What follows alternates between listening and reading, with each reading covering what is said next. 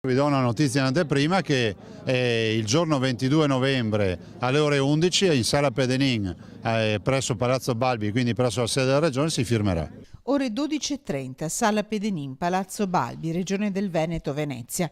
Giovedì 22 novembre, un altro giovedì nella storia del nuovo ospedale di Padova.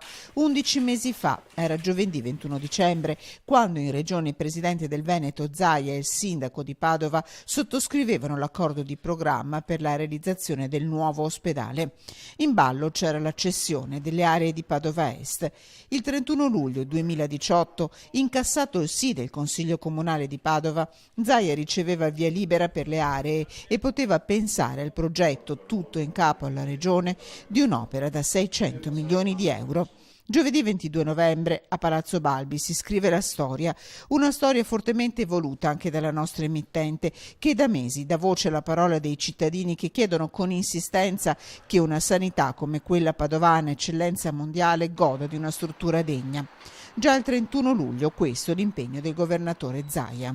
Da qui non si torna più indietro, quindi adesso si ha la certezza di avere l'area, bisogna realizzare l'ospedale. Tempi.